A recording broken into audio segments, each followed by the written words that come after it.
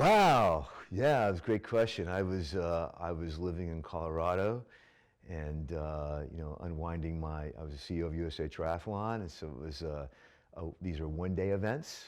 The Iditarod asks for more, a week and a half, and 1,000 miles across Alaska. And the complications of that, I'm just learning how extraordinary it is that the team that puts together and how engaged and how passionate they are to be able to execute along the trail. Logistically, is we're fully immersed in right now. And when it comes to care of the dogs, he says no one should ever question their quality or commitment. We threw 1,200 dogs through EKGs, through blood work, full exams, and this is better wellness care than certainly almost all dogs and probably most humans get. His background combines business, entertainment, and sports. He's worked at Octagon, a worldwide agency, and he began his career with David Falk, one of the most influential agents in the NBA's history.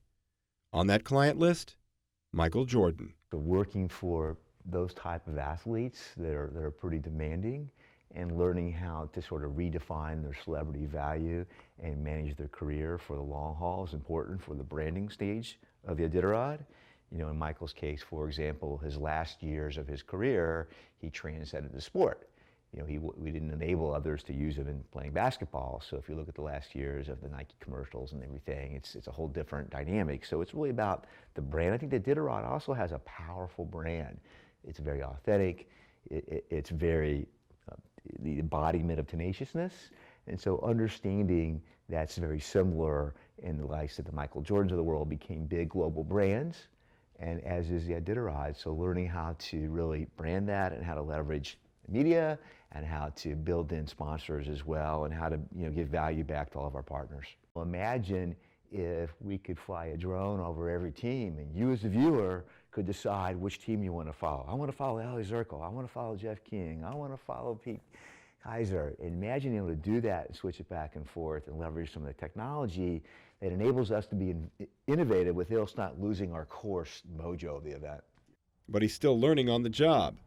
Despite a meeting this past fall with the animal rights group PETA, the odds are slim the two sides will ever find any common ground. I learned through that process that PETA had very little interest in having any objective conversation about dog welfare. We're moving forward with an independent review panel to look at our rules, look at things like restaurant ratios, kennel standards, et cetera, with and without PETA. You know, my sense is they're very interested in fundraising. I'm not sure they really, they haven't demonstrated there's really interest, that they care about what happens in our kennels or our race. So they don't seem to want to have a broad, objective conversation about it, unfortunately. So he looks ahead. We're doing things on a long-range planning dynamic where we can get more juniors interested in the sport. I think one key is important for us is a race to relevance. The notion that here's a sport that's rooted in some